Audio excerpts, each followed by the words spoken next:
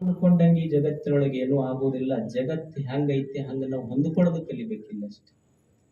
ನಾವು ಅನ್ಕೊಂಡಂಗೆ ಏನೂ ಆಗೋದಿಲ್ಲ, ಜಗತ್ತು ಹೆಂಗಿದೆಯೋ ಹಂಗ ಹೊಂದ್ಕೊಳ್ಳೋದು ಕಲಿಬೇಕು. ಮನುಷ್ಯ ರಾಮನ ಪಟ್ಟಾಭಿಷೇಕ ಮಾಡಬೇಕಂತ ವಸಿಷ್ಠ ಮಹರ್ಷಿಗಳ ಮಿತಿ ತೆಗೆದ್ರು.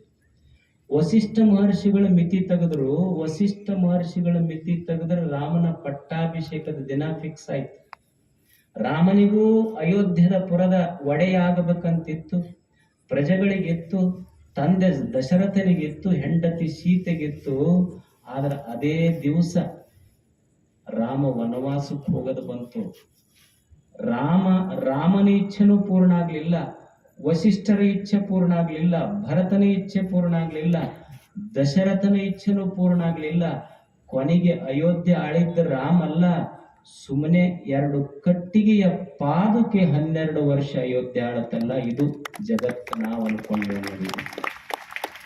ಜಗತ್ತು ಹೆಂಗಿರ್ತೈತಿ ಹಂಗ ಹೊಂದ್ಕೊಳ್ಳೋದನ್ನ ನಾವು ಕಲಿಬೇಕಷ್ಟೇ. ನಾವು ಅನ್ಕೊಂಡಂಗೆ ಏನೂ ಆಗೋದಿಲ್ಲ.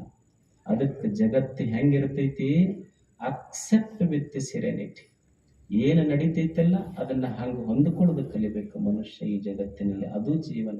ಏನು ದೇವರೊಂದು ಜೀವನ ಕೊಟ್ಟನಲ್ಲ, ಚಂದ ಉಂಡ ತಿಂದು ಸಂತೋಷ ಪಟ್ಟು ಹೋಗ್ಬೇಕು ಮನುಷ್ಯ ಅಷ್ಟೇ. ಏನು ಹತ್ತ ಈಗ ನೋಡು, ಮಠಕ್ಕೆ ಹೋದಾಗ ಯಾವರ ಬರ್ತಿರ್ತಾವ ಮಂದಿ ವಯಸ್ಸಾಗಿದ್ದು, ಬಂದವ್ರೆ ಕೈ ಹಿಡಿದು ಯಪ್ಪ ನನ್ನ ಕರ್ಕೊ ನೀನು ಒಟ್ಟ, ಕೈ ಹಿಡಿದ್ರೇನ ಯಪ್ಪ ನೀ ಕರ್ಕೊ ನನಗೆ ಒಟ್ಟು ಅಂತಿರ್ತಾರ. ನಾ ಭಾಳ ಸಲ ಹೇಳ್ತಿರ್ತೀನಿ, ಇವ್ರೇನ್ ಈ ಮಂದಿ ಐತಲ್ಲ ಇದು ಭಾಳ ಡೇಂಜರ್ ಝೋನ್. ಇವ್ರು ಹೋಗೋವ್ರಲ್ಲಿ ಯಾರು ಕಳ್ಸೋರು ಏನು ಕರ್ಕೊಂಡ್ ಮ್ಯಾಲ ಹೋಗಿ ಏನು ಮಾಡಕ್ಕಿಲ್ಲಿ. ಇಲ್ಲೆಷ್ಟು ಚಂದ ದೇವ್ರು ಕೊಟ್ಟಾನ. ಅದಕ್ಕೆ ಇರ್ಬೇಕು ದೇವ್ರು ಏನು ಚಂದ ಕೊಟ್ಟಾನ. ಕಷ್ಟ ಸುಖ ಬರವಾಗ ಮನುಷ್ಯಾಗ ದುಃಖಗಳು ಬರಬೇಕು, ಕಷ್ಟಗಳು. ನಾವೇನ್ ಅಂತೀವಿ ದೇವರಿಗೆ ನಮ್ಮ ಪ್ರಾರ್ಥನಾ ಅಂದ್ರ ಒಟ್ಟ ನಮಗ್ ದುಃಖ ಬರಬಾರ್ದು ನೋಡಪ್ಪ, ಸುಖ ಇರ್ಬೇಕು ಯಾವಾಗ್ಲೂ. ಸುಖ ಅಂದ್ರೆ ಏನ್ ತಿಳ್ಕೊಂಡಿವಿ ನಾವು? ಸುಖ ಅಂದ್ರೆ ಒಟ್ಟು ಮನ್ಯಾಗ ಕುರ್ಚಿ ಮೇಲೆ ಸೋಫಾ ಸೆಟ್ ಮೇಲೆ ಕೂಡ್ಬೇಕು, ಟಿವಿ ಧಾರಾವಾಹಿ ಹಚ್ಬೇಕು, ಸುಸ್ಲಾ ಬಜಿ ತಿನ್ಕೋಂತ ಸುಮ್ಮ ಕುಂದಿರ್ಬೇಕು ಅಂದ್ರ ಆರಾಮ್. ಅಂದ್ರೆ ಸೋಫಾ ಸೆಟ್ ಮೇಲೆ ಇಷ್ಟ ಕುಂತ್ರ ಆರಾಮ್, ಈ ಕಡೆನೂ ಹೊಳ್ಳಂಗಿಲ್ಲ ಈ ಕಡೆನೂ ಹೊಳ್ಳಂಗಿಲ್ಲ. ಇಷ್ಟ ಕುಂತ್ರ ಆರಾಮ್ ಅಂದ್ರ ಮತ್ತ ಕುಣ್ಯಾಗ ಹೆಣನು ಈ ಕಡೆನೂ ಹೊಳ್ಳಲ್ಲ ಈ ಕಡೆನೂ ಹೊಳ್ಳಲ್ಲ, ಅವು ಆರಾಮ. ಅಂದ್ರೆ ಈ ಕಡೆನೂ ಹೊಳ್ಳೋದಿಲ್ಲ ಈ ಕಡೆನೂ ಹೊಳ್ಳೋದಿಲ್ಲ, ಇಷ್ಟ ಕುಂದ್ರ ಆರಾಮ್ ಅಂದ್ರ ಮನುಷ್ಯನಿಗೆ ಹೆಣ ಇದ್ದಂಗವ ಅಂತಷ್ಟೇ.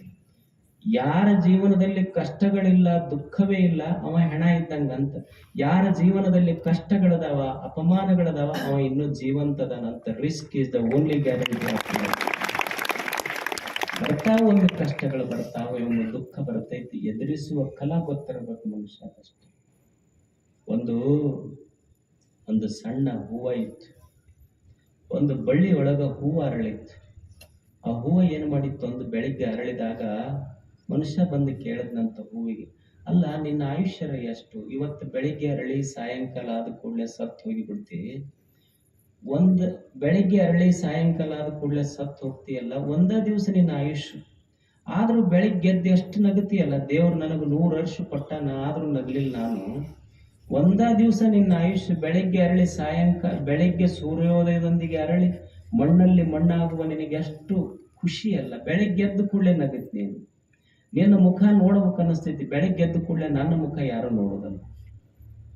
ಅವಾಗ ಹೂ ಹೇಳುತ್ತು, ಮನುಷ್ಯ ಕೇಳಿದ, ಒಂದೇ ದಿನದಲ್ಲಿ ಸೂರ್ಯೋದಯದೊಂದಿಗೆ ಅರಳಿ ಸೂರ್ಯಾಸ್ತದೊಂದಿಗೆ ಮಣ್ಣಲ್ಲಿ ಮಣ್ಣಾಗುವ ಹೂವೇ, ನಿನ್ನ ಮುಖದ ಮೇಲೆ ಇರುವ ಕಳೆ ನನ್ನ ಮುಖದ ಮೇಲೆ ಹಾಕಿಲ್ಲ. ನಿನಗ್ ಗೊತ್ತೈತಲ್ಲ ಈ ಸತ್ಯ, ಸಾಯಂಕಾಲ ಆದ ಕೂಡಲೇ ಮಣ್ಣೊಳಗೆ ಬಿದ್ದ ಮಣ್ಣಾಗ್ತಿ ಸಾವಾಗ್ತೈತಿ ಅಂತ ಗೊತ್ತಿದ್ರು ಬೆಳಿಗ್ಗೆ ನಗುತ್ತಿರ್ತೀಯಲ್ಲ ನೀನು.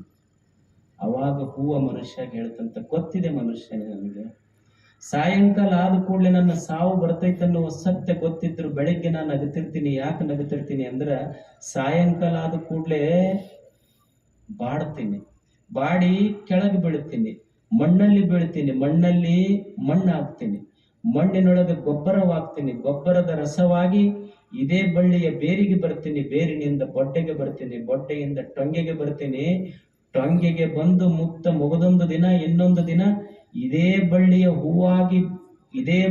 ಹೂವಾಗಿ ಅರಳುವ ಭರವಸೆ ಇಟ್ಟುಕೊಂಡಿನಲ್ಲ, ಅದಕ್ಕೆ ನಗುತ್ತಿರ್ತೀನಿ ನಾನು.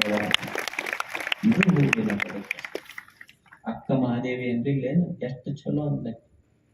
ಅಕ್ಕ ಮಹಾದೇವಿ ಆನು ಪರಮ ಸುಖಿಯಾದೆ ಅಂದ್ಲು. ಏನೂ ಇರ್ಲಿಲ್ಲ ಆಕೆ ಹತ್ರ, ಏನು ಇದ್ದ ಆ ಪಟ್ಟದರಸಿಯ ಪದವಿ ಬಿಟ್ಟು ಬಂದಿದ್ಲು, ಆದ್ರೂ ಆನು ಸುಖಿಯಾದೆ ಅಂದ್ಲು. ಏನಿತ್ತು ಇರಾಕ್? ಬಟ್ಟೆ ಇತ್ತ? ಅರಮನೆ ಇತ್ತ? ಏನೂ ಇಲ್ಲ. ಅಕ್ಕಿ ಅಂತಾಳ, ಸುಖವಾಗಿರ್ಬೇಕಾದ್ರೆ ಏನೂ ಇಲ್ಲ. ದೇವ್ರೆಷ್ಟು ಚಲೋ ಮಾಡ್ಯಾನ ಅಂದ್ರ, ಹಸಿವಾತು ಭಿಕ್ಷಾ ನೀಡ್ತಾರ ಜನ, ಭಿಕ್ಷಾನ್ನಗಳು. ನೀರಡಿ ಕಾತು, ಕೆರೆ ಬಾವಿಗಳದಾವ, ಅಲ್ಲಿ ಹೋಗಿ ಕುಡಿತೀನಿ. ನಿದ್ದೆ ಬಂತು, ಎಲ್ಲರ ಹಾಳು ದೇಗಲಗಳದಾವ, ಮುಕ್ಕೊಂತೀನಿ.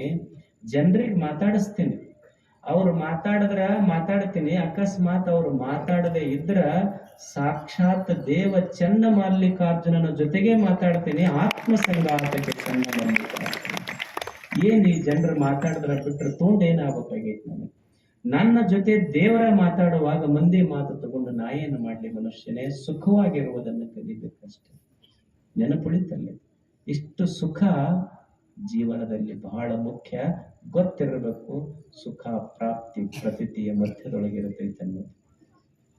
ಒಂದು ಸಣ್ಣ ಸೂಚನೆ ಏನಂದ್ರ, ನೀವು ಯಾರಿಗೆ ಹೋಗ್ಬೇಕಾಗಿರ್ತೈತಿ ಹಿಂದೆ ಕುಂದ್ರಿ. ಅಂದ್ರ ಹೇಳುವಾಗ ಡಿಸ್ಟರ್ಬ್ ಆಗ್ತೈತಿ, ಮಗ್ಲಿದ್ದವ್ರಿಗೆ ಡಿಸ್ಟರ್ಬ್ ಆಗ್ತೈತಿ. 1 ತಾಸು ನಿಮಗೆ ಸಮಯ ಹೆಚ್ಚು ಅಂದ್ರೆ ಬೇಕಾದ್ರೆ ಒಂದು 10-15 ನಿಮಿಷ ಕಡಿಮೆ ಮಾಡ್ಬೋದು, ಅದಕ್ಕೇನು ತೊಂದರೆ ಇಲ್ಲ. ಅಂದ್ರೆ ವಿಷಯ ಹೇಳುವಾಗ ಭಾಳ ದಿವ್ಸಕ್ಕೆ ನಾವು ದೂರಿಂದ ಬಂದೀವಿ, ಮತ್ತೆ ಬರ್ತೀವಿ, ಹಿಂಗೆ ಗೊತ್ತಿಲ್ಲ. ನೀವು ಇಷ್ಟು ಆಸಕ್ತಿಯಿಂದ ಕೇಳಕ್ಕ ಕುಂತೀರಿ. ಎಷ್ಟು ಚಲೋ ಜನ ನೋಡು ನೀವು. ನಮಗೂ ಎಷ್ಟು ಶಾಂತ ಕುಂತೀರಿ ನೀವೆಲ್ಲ. ನಮಗೂ